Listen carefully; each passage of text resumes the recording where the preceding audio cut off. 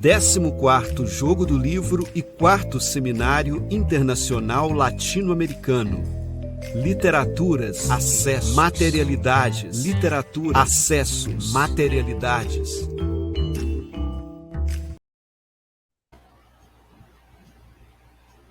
Olá a todas e todos. É com grande alegria que iniciamos esse podcast que faz parte das atividades promovidas pelo 14º Jogo do Livro, Literaturas, Materialidades, Acessos, e 4º Seminário Internacional Latino-Americano. Esta é uma atividade promovida pela trilha Poéticas de Campos e Cidades, a Diversidade nas Trilhas e das Trilhas. É um evento promovido pelo GEPEL, Grupo de Pesquisa do Letramento Literário, vinculado ao CEALI UFMG. Eu sou Viviane Maia, integrante do GEPEL, e vou entrevistar Mara Evaristo. O tema é o Kit de Literatura Afro-Brasileira, Africana e Indígena da Secretaria Municipal de Educação de Belo Horizonte, que fomenta discussões sobre as relações étnico-raciais nas escolas municipais deste município. Mara Evaristo, em nome do GEPEL e de toda a coordenação do 14º Jogo do Livro, nós agradecemos sua participação em nosso evento, com essa contribuição sempre urgente, né, de discussões sobre a construção de uma consciência sobre a igualdade étnico-racial. Então, Mara, eu gostaria de iniciar a nossa conversa com você falando um pouco da sua trajetória profissional, sua formação profissional, mas que também você contasse um pouco sobre você, sua experiência de vida e todas as questões da sua ancestralidade, estabelecendo uma relação com as suas atividades profissionais, né, na Secretaria Municipal de Educação, tá? Então, muito obrigada pela sua participação, a palavra é sua. Olá, Viviane, muito obrigada pelo convite, agradeço a toda a coordenação do Jogo do Livro por esse convite para estar aqui, né? Eu sou do interior de Minas Gerais, de São Gonçalo do Pará. Minha trajetória acadêmica ela é construída no interior. Estudei numa universidade pequena, uma faculdade pequena, né? Faculdade de Formiga, hoje é Unifor, fiz letras. Naquele momento, né? Naquele tempo era uma dificuldade sair para vir estudar na capital. Eu vim para Belo Horizonte fazendo o concurso da Rede Municipal de Belo Horizonte, mas antes de fazer o concurso, minha mãe, professora, já me aproximou do processo da educação. Minha mãe, professora, e meu pai foi combatente, artista, escritor, então a literatura fez parte da minha vida desde cedo. Minha mãe, ela sempre investiu muito na educação, e tem uma frase dela que virou um mantra na nossa família, que é estude, estude, estude. E ela, nas nossas férias, sempre que a gente podia, né, tinha condições financeiras, a gente vinha para Belo Horizonte, nós ficávamos no bairro 1º de Maio, que era uma periferia de Belo Horizonte, com na época, muita chuva, a gente vinha no mês de dezembro, mas era também uma possibilidade de interagir com o carro da biblioteca que circulava aqui na cidade, e também de interagir com a Casa Dandara, né? Minha mãe conhecia Diva Moreira e participava das atividades do Movimento Negro, da Casa Dandara, e nos levava para participar. Então, pequena, eu ouvia falar sobre educação, racismo, não compreendia essas questões todas, mas cresci nesse meio. Fiz opção por fazer normal, e quando me formei, eu fiz concurso aqui para a rede municipal. Então, em 92, eu entro para a rede municipal. Primeiro, eu trabalhei no núcleo Caminhos para Jesus, e depois, praticamente 1 ano e meio depois, fui trabalhar na escola Edson Pisani. Eu considero que a escola Edson Pisani foi um um lugar privilegiado para o meu, um aprendizado para esse ofício da educação que impactou minha vida para sempre, né? Tanto com relação ao poder da literatura, ao poder da educação na vida das pessoas, e também porque foi um contexto em que eu fui perceber o que é também a pobreza no meio urbano, né?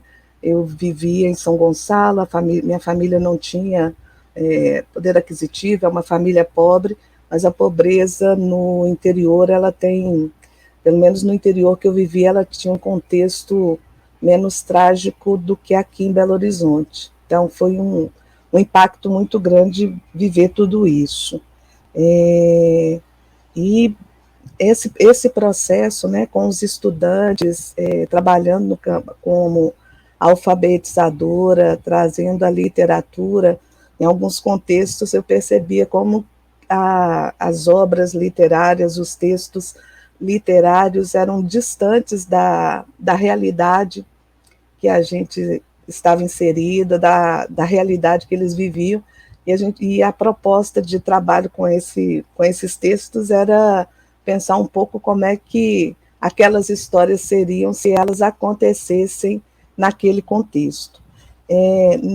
Ao entrar para a rede municipal, né, e por ter participado da Casa Dandara, quando eu vim para Belo Horizonte, eu já vim um pouco interagindo também com algumas pessoas do movimento negro, e que também atuavam, né, entraram para a rede municipal no mesmo concurso que eu entrei, e a gente acabou se encontrando dentro das agendas sindicais, e encontrando também por afinidades, por pensar a educação, e foi esse contexto que me levou a pensar a gestão, a pensar a formação de profissionais da educação, a pensar currículos que sejam currículos relevantes para a comunidade, né, onde as escolas estão inseridas. Então, fazendo uma síntese assim dessa história que já tem 54 anos, Viviane, então, condensar esse tempo, foi mais ou menos esse o percurso que eu fiz. Eu não sabia que você tinha trabalhado na Escola Municipal Professor Edson Pisani, também não. Eu trabalho lá atualmente, interessante, na Vila Fátima. Sim, quando Pois eu é. trabalhei na Edson Pisani, a inauguração da escola, nós fizemos greve porque não tinha materialidade, então não tinha ônibus, a gente descia no hospital evangélico, tinha que caminhar para chegar, então a gente viu aquela transformação toda ali no território, né? Mas foi um período também muito, muito bacana, foi um período muito gostoso com aquela comunidade. Nós somos professoras na rede municipal, mas assim é uma grande escola para a gente também, né? A gente aprende muita coisa, muito, muito interessante saber isso tudo, Mara. Eu gostaria que você falasse um pouco do histórico desse setor na SMED que você trabalha. Assim, é de grande interesse do Jogo do Livro tratar dos aspectos bem diretos à leitura, a livro, a formação do leitor. Mas eu gostaria que você fizesse rapidamente um histórico sobre as lutas dos movimentos negros na cidade de Belo Horizonte e até no país, e as implicações dessas lutas todas para a criação desse setor na Secretaria Municipal de Educação, que trata das relações étnico-raciais, né? Até chegar nessa política cujo kit é um dos mecanismos para fomentar a discussão na escola, né? Uhum. Bom, quando eu cheguei a Belo Horizonte, em 1992, a gente já tinha aqui na cidade a Lei Orgânica. A Lei Orgânica de Belo Horizonte já mostra como tanto profissionais da rede quanto o movimento negro já atuavam pensando a educação, porque a Lei Orgânica já traz uma orientação para as escolas do município trabalharem com história e cultura africana e afro-brasileira, né? Tem isso num dos capítulos da Lei Orgânica. Na década então, a lei orgânica de 1990, 13 anos antes da lei 10.639, que é essa lei que causa essa revolução aí no currículo nacional. Na escola Edson Pisani, né, aí em 94, mais ou menos, foi o período que eu tive a oportunidade de conhecer a professora Nilma Lino Gomes. A secretaria já tinha uma iniciativa, um início, né, de pensar processos formativos, pensando o trabalho para, naquele momento, combate ao racismo, e também pensando o trabalho na perspectiva de trazer a história da população afro-brasileira. Quando a Lei 10.639 é publicada, aqui em Belo Horizonte tinha constituído um grupo de professoras, tanto da rede municipal, articuladas com professoras também da rede estadual. O grupo era chamado Grupo de Educadoras /ex Negras /os, que a gente fazia questão de marcar as mulheres na frente, nós éramos em maior número, e esse grupo tinha uma organização que nos possibilitava ter uma participação política, tanto nas agendas sindicais, quanto nas agendas da secretaria. Então, quando a gente analisa os congressos sindicais dessa época, final dos anos 2000, final da década de 90, início dos anos 2000, nós vamos ver pautas reivindicatórias na linha de demandas como materialidade, né, para trabalhar com a história e cultura afro-brasileira, história e cultura africana. Então, quando a Lei 10.639 é publicada, Belo Horizonte já estava numa movimentação. O Conselho Municipal de Educação também acaba tendo uma atuação importante nesse contexto. Imediatamente após a publicação da lei, tem a publicação pelo Conselho Nacional de Educação das diretrizes para a implementação da lei. Aqui em Belo Horizonte, o Conselho também publica diretrizes, em 2004. A resposta da secretaria às demandas do movimento negro, dos movimentos negros, às demandas da categoria, porque isso era pauta da categoria, ao posicionamento do Conselho, que publica, né, as diretrizes municipais, foi responder com a organização interna, né, dentro da secretaria, de uma instância para trabalhar dentro da política educacional com esse campo que é o da promoção da igualdade racial. Então, foi organizado o núcleo das relações étnico-raciais e de gênero. Naquele momento, o foco era muito voltado para combate ao racismo, que estava muito em debate. Tinha havido, em 2001, a Conferência de Durban, com denúncias sobre o racismo no Brasil, né? Isso era muito forte, mas também pensando já de que forma que o currículo das escolas precisava avançar para contemplar as diretrizes e o que a lei, né, orientava. Esse núcleo ele teve um papel fundamental, porque ele provocou a própria estrutura da secretaria com uma série de atividades formativas. Ele tinha uma organização que demandava uma capilaridade. Então, a estrutura da secretaria tinha reuniões, né, toda sexta-feira, e essa forma de organização permitia dialogar com outras gerências da secretaria, e as ações formativas foram sendo desenhadas considerando direções de escola, profissionais da educação, na época a escola integrada que estava em processo também, né, de organização dentro da rede municipal. Então, os núcleos, ainda em 2004, uma das iniciativas foi pensar a materialidade, que também era uma demanda, né, desses campos aí que provocavam a secretaria.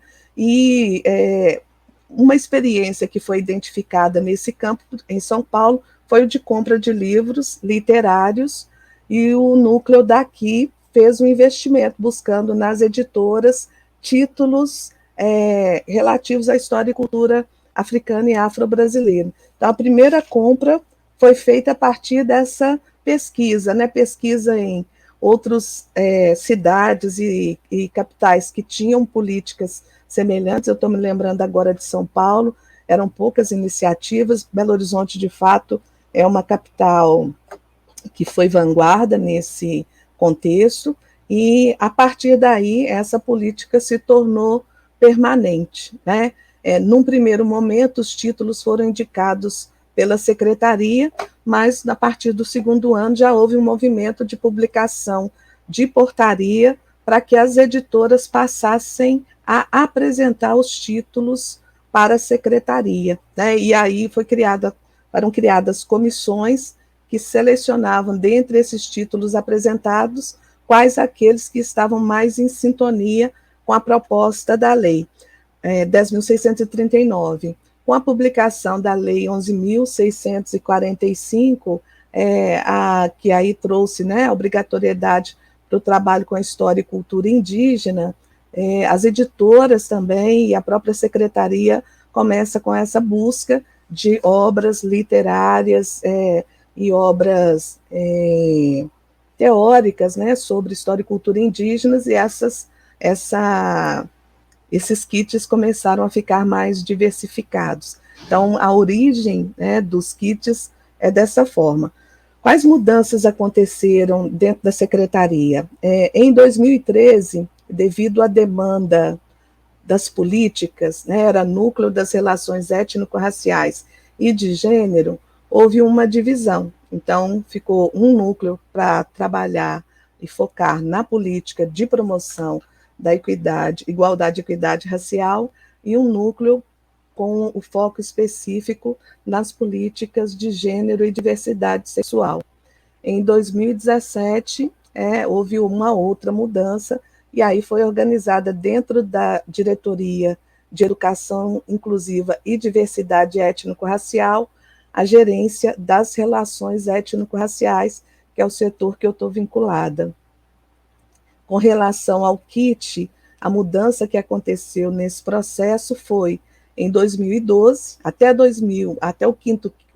o quarto kit, o direcionamento dele era para o ensino fundamental. A partir do quinto kit, em 2012, ele foi estendido à educação infantil, né? E ele agora, a aquisição dele prevê também a aquisição de obras específicas para a educação infantil. Mara, mas o kit, essa compra, ela tem início em qual ano? 2004. Então, 2004 a gente tem o primeiro kit, né? Eu estava na dúvida se era 2003, 2004. É porque em 2003 a gente começou na rede municipal com o kit de literatura, aquele individual que ia para o estudante. E aí, em 2004, então, esse kit específico para fomentar as discussões sobre as relações étnico-raciais, né? Aí, Sim. eu queria que você falasse um pouco, então, sobre as características estéticas, didático-pedagógicas e políticas que a gente pode observar nessas obras, e assim também porque ela tem um objetivo de formação, ela tem essas obras do kit de literatura afro-brasileira, africana e indígena, essas obras elas têm um objetivo também didático-pedagógico, né? Não é só estético literário, não é isso? Eu queria que você falasse um pouco desses objetivos e que você também pudesse mencionar alguns exemplos ou o que você observa desde 2004 até hoje sobre as características dessa obra, né? Quer dizer, do ponto de vista do mercado editorial, o que foi acontecendo nas obras com essas temáticas de 2004 até agora? Ok. Bom, primeiro o que que se busca, né? Eu vou usar a expressão agente, mas esse agente cabe muitas gentes, os profissionais da educação que trabalham com literatura, a expectativa que eles têm ao receber as obras do acervo desse kit que traz literatura afro-brasileira, indígena e africana. Então, tem uma expectativa, primeiro, de obras com qualidade, que vão desde o papel, o texto, a impressão, as imagens, né? Com relação às populações representadas, que elas sejam valorizadas esteticamente, e aí já começando a fazer uma comparação, se a gente pensar na forma como a população negra era representada nos livros aí há 10 anos atrás, 15 anos atrás, muitas caricaturas, né, muito traço que dava um aspecto pejorativo,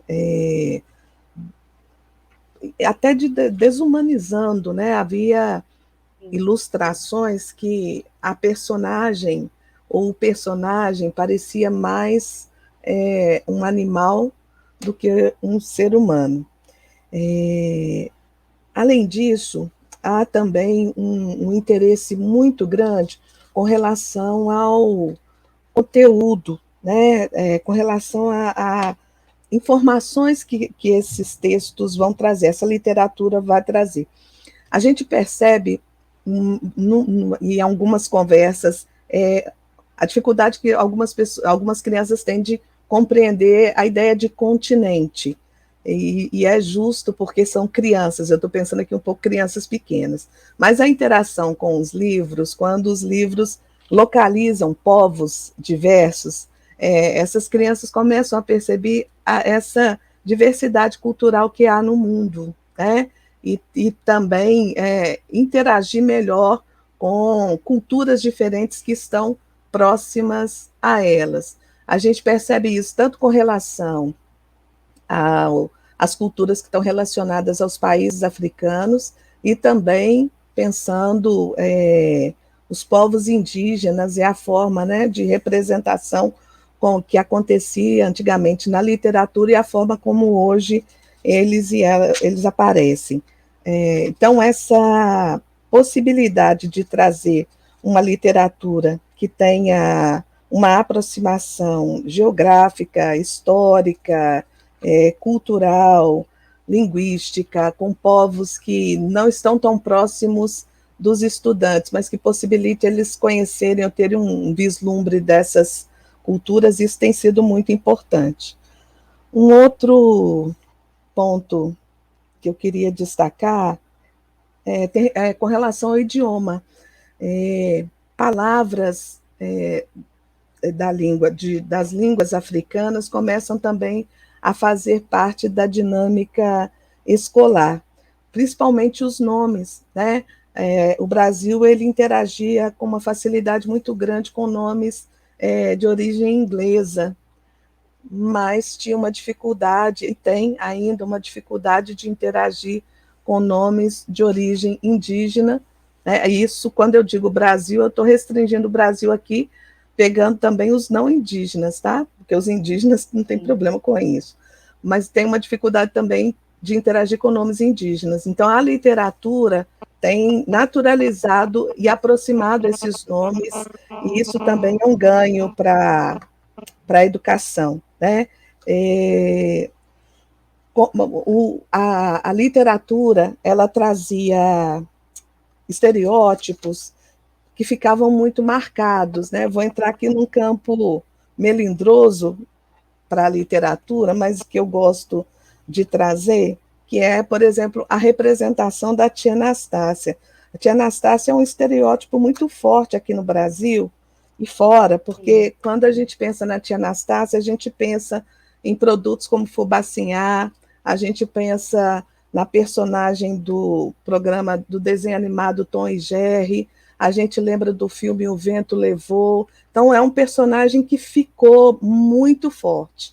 E essa literatura ela consegue quebrar isso e trazer outras referências de mulheres negras, né, que, primeiro, deixam de ser as empregadas, né, somente, e também deixam de ter um determinado perfil estético.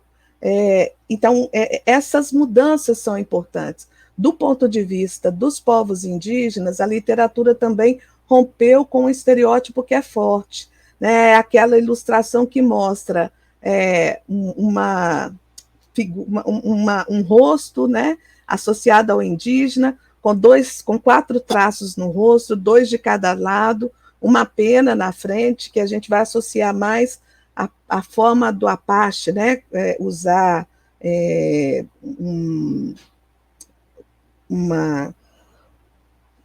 quer dizer, o povo Apache, eles não usam cocar, eles usam um outro adereço na cabeça, e isso fica muito forte. A minha geração, isso era reproduzido massivamente, e essa era a referência, e há uns 10 anos atrás, eu me atrevo a dizer 5, e em algumas escolas ainda hoje, essa referência ainda está muito presente. Essa literatura também tem contribuído para romper com essa ideia, trazendo, né, uma imagem mais real dessa população, desses povos. Então, pensando de avanço, né, os movimentos dizem muito disso, do que eles querem, de como que eles querem ser representados, qual que é a imagem que eles querem que seja veiculada. E o importante é que quando essa autoria ela tem a possibilidade de ser fruto, né, de pessoas que vêm desses movimentos, ou fruto de pessoas impactadas por esses movimentos, essas obras literárias conseguem ser produzidas sem que seja necessariamente intencional, mas naturalmente elas contemplam essas demandas que a sociedade vem colocando. Acho que com relação a mudanças, Viviane, esses são os pontos que eu consigo pensar aqui nesse momento. Queria destacar mais uma questão, que é com relação ao continente africano, né? Ainda também, não sei se eu tinha falado, com relação à ideia de, muitas vezes, ele vir retratado como país. Então, a literatura também contribuiu para a mudança dessa percepção e identificação dos diferentes povos, as ilustrações também relacionadas ao continente africano deixaram de ser grosseiras, então, homens e mulheres, né, apresentados tanto em comunidades tradicionais, mas também em contextos urbanos, como de fato são os diversos territórios do continente africano. Muito bom. Então, assim, na verdade, nesses anos todos, pelo que você está retratando aí, nós conseguimos, sim, uma modificação nessa forma de representação dessa diversidade que compõe a população brasileira e que tem sido tão demandada pelas escolas, né? Fico satisfeita com o seu relato. A gente vive processos de avanço, e a gente está numa mudança cultural, então a gente vive avanços e retrocessos, né?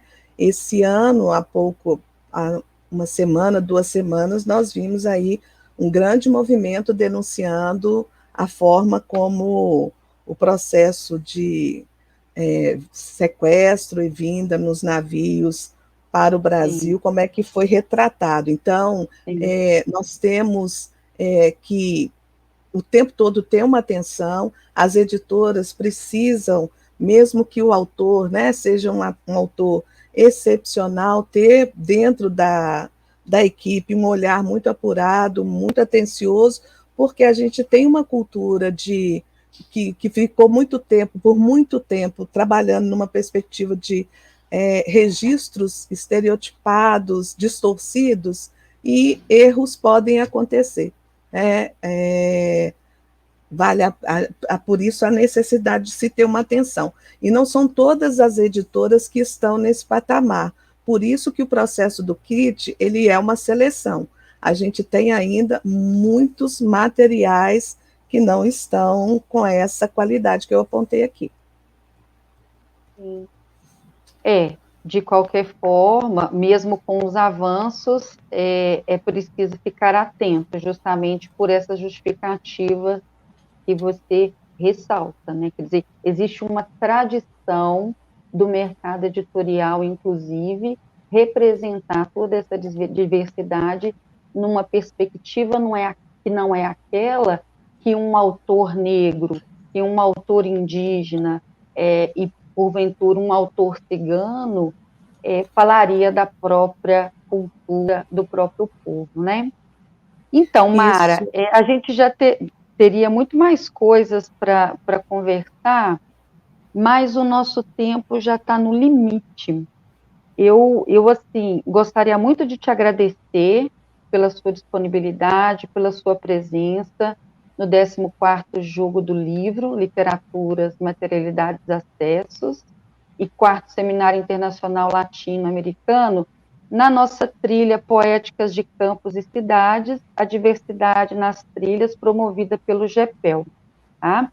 E aí, mais para frente, a gente volta a fazer um novo podcast, porque eu tenho mais questões para você. Então, muito obrigada, viu? Ok, Viviane, eu que agradeço. Finalizando aqui, eu queria destacar que sem as autorias, né, negras, indígenas e africanas, nada disso também seria viável. Então, a autoria é muito importante. Muito obrigada por esse espaço e muito sucesso no Jogo do Livro. Obrigada.